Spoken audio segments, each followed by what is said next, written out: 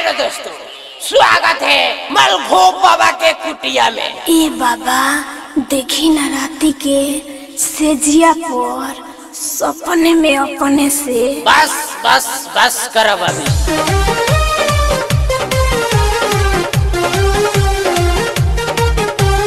Mix by Bihari music Gopalganj. सुनाए बबी होई बाल ब्रह्मचारी, आगे के कम ज्यादा देखी ले पिछारी। सुनाए बबी होई बाल ब्रह्मचारी, आगे के कम ज्यादा देखी ले पिछारी।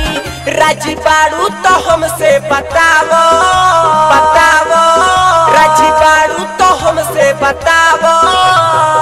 सुख सोमार होते रहते अतवारे हमरा कुटिया पयावो यावो।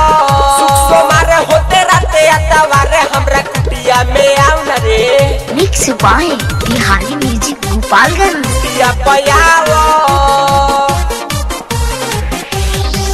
सुख सोमार होते रहते अतवारे कुटिया पयावो।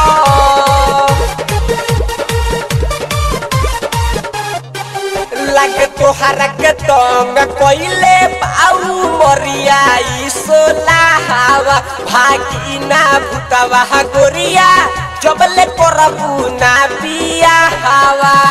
अंतर मंतर छू छू अंतर करी ना अंतर उल्लू छू माइले। लगे तोहरा के तंग कोइले बाऊ मरिया सोला हवा भागी ना भूतवा गोरिया जबले करबू ना पिया हवा। होता राती में काका बतावो बतावो, होता राती में काका बतावो। सुख सोमार होते रहते अतवारे हमरा कुटिया पयावो पयावो। सुख सोमार होते रहते अतवारे हमरा कुटिया पया जो ना। सुख सोमार होते रहते अतवारे पयावो। देह ढीला करो बबी तनी मन तोर चलावे तो। सुतल बाड़े मोर बाबा तनी न के जगावे तो। हाथ टिकरी बाट के टिकरी कर करवा के पानी हाथ लगाते हम के दूर हो जाओ परेशानी। देह ढीला करो बबी तनी मन तोर चलावे तो। सुतल बाड़े मोर बाबा तनी न के जगावे तो।